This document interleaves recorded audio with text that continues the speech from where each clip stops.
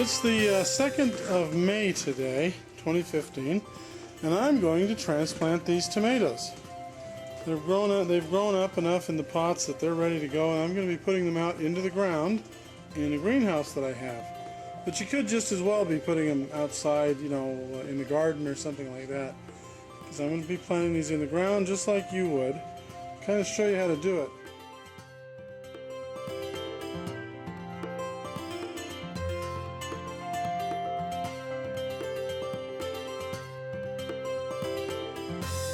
Out of here, as you can see that's fairly well root bound. So this is the way you want to transplant something like this, and you don't need to worry about transplanting it too deep, as long as most of it is sticking out.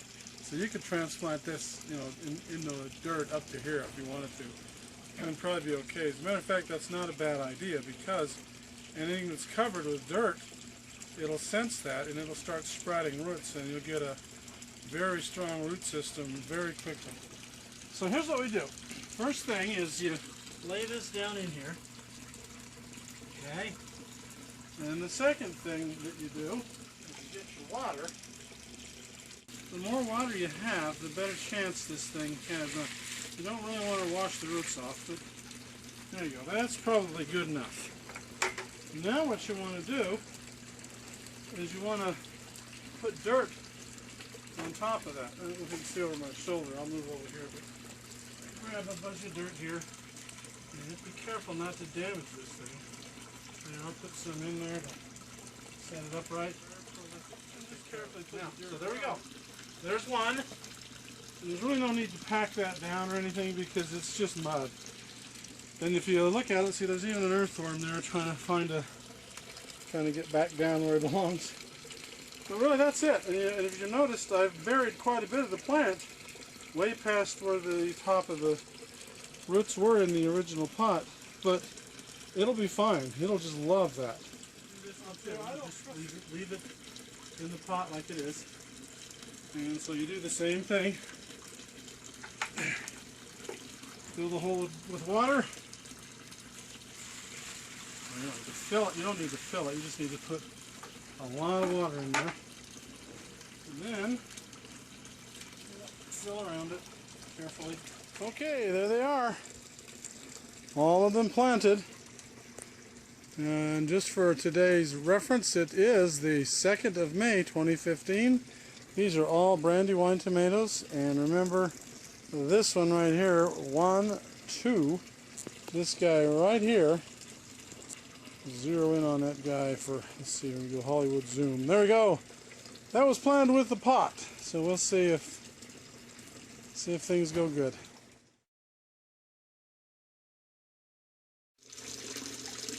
29th of May. Little update on these tomatoes I transplanted. Look how well they're doing. Even that one right there that's in the pot. They're all doing quite well. Yeah, that's good, that's good. Some of them are even, well, are all setting fruit, it looks like, too. Very good.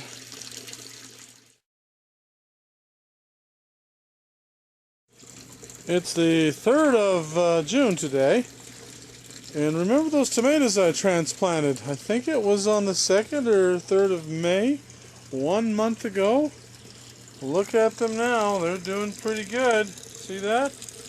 And this one right here was the one that had that was in the pot, and it's doing as good as any of them. This one here is doing quite well. It's got lots of suckers on it. I gotta trim that up, and that's doing well. So they transplanted quite well. Look at that. They're gonna go up that trellis, and I'll have a lot of tomatoes.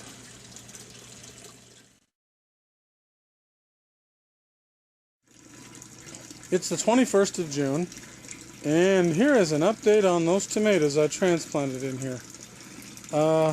Look at this. They're already growing up pretty tall. I've got them on strings, and the tallest one is this guy over here.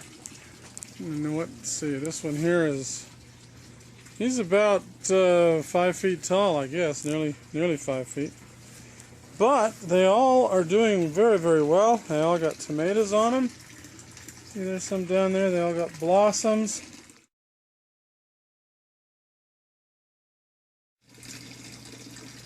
'7th of July, and an update on these tomatoes. Look at that, how they're doing. They are not quite up to the top yet. Look how they're doing. Look at this one here. There's a bunch of tomatoes down there. There's a bunch of tomatoes down there, right there. And there's some more forming. Let's see, now here's another one. There's a bunch of tomatoes there. And some there. Look at this one here. There's a bunch of tomatoes here and here. And they're doing quite well. All these tomatoes are doing very well. Here's some more I planted later on. They're all doing well. They just love this greenhouse.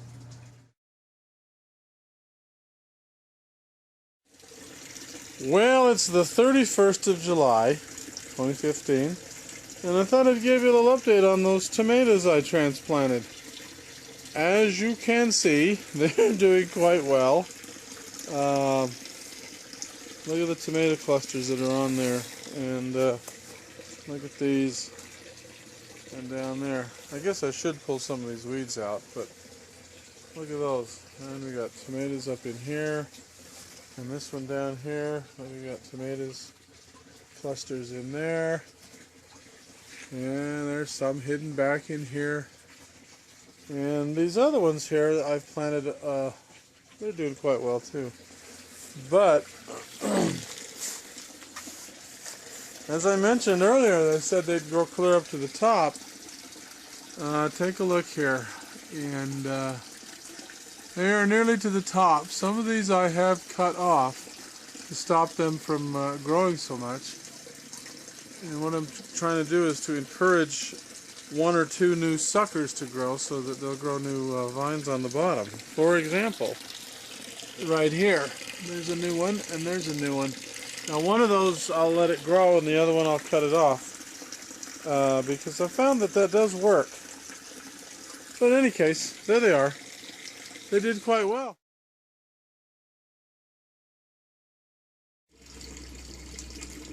It is mid-September 2015, and I just wanted to give you another little update on those tomatoes. Bottom here.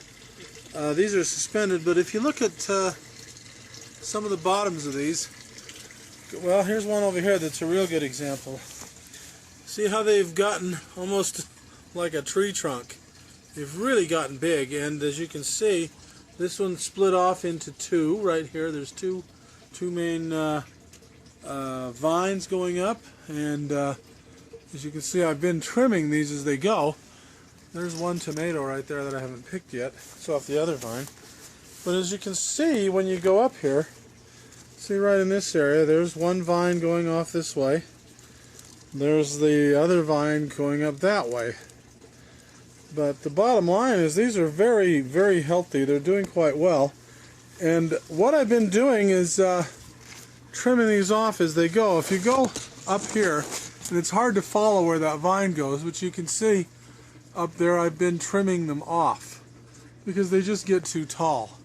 One of these, I think it's this one over here, actually wound itself up, went behind this thing, comes up over here someplace, and it's basically wound itself around over in this area somewhere on the other side. So they just keep going. But what I'm doing here is, you see a lot of greenhouses that do tomatoes like this, and what they'll do is they'll suspend them on some kind of a suspension system, and then as they grow they'll lower them down, and then what happens is you see these stems down here like this. There'll be a whole array of stems laying on the ground, sort of horizontally with nothing growing on them. And what they'll do is they'll keep one stem, one plant, and they'll just let it keep growing out the top, and they'll just be laying this plant down, you know, as they go in the greenhouse. Well, I've taken another approach. I'm going to allow them to go ahead and have the suckers come off of them. But as like one of these gets too tall, clip it off, and when it's all done with its tomatoes, then we'll clip it off right down here, and clip the whole vine off. and let these suckers grow up and take over, like this one. This one's just starting, but I'll support that one in a little bit, and we'll let that one take over. So instead of lowering the plants down, we're going to let the vines grow up and cut them out as soon as they they're not producing anymore. And it's working pretty well. I've gotten so far, there's 12 tomato plants all along here, as you can see, and I've gotten about 100 pounds of tomatoes, maybe a little more than that, off of this so far. And as you can see, there's a lot of tomatoes still ready to be picked here. We can go down here and look, but there's a lot of tomatoes growing. It's still doing great, and until the greenhouse starts to get cold and kills these plants, they'll keep producing. But anyway, I thought I'd let you know that I think this is another way to do it rather than suspend them from the roof and lower them down.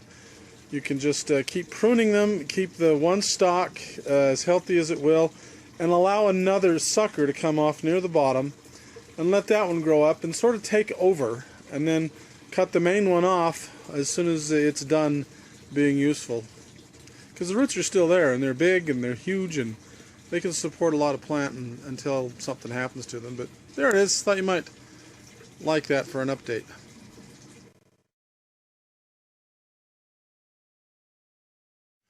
Okay, it's November the 5th today. It's in the mid-30s today, but in here it's probably 50 degrees. And it won't be long before these tomatoes are frozen. Look at how they've grown. Now, I've already harvested about 200 pounds plus off of these tomatoes, and there's about 15 or 12 plants, something like that, total.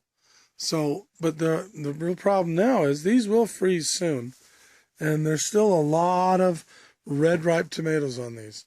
So what we're going to do is pick them before they freeze and use the last of these tomatoes to make tomato juice, because we've already got a lot of tomato sauce and tomato pasta and all kinds of stuff, and so we're going to make tomato juice. But really the important thing here, let me move over here a little bit, is maybe you can see a better picture of this, I don't know, but is to look at how many tomatoes these are. Really, it's a stand about 12 feet long, let's see, 16, well, more like 20 feet long, and there's not that many plants, but look at how they've grown.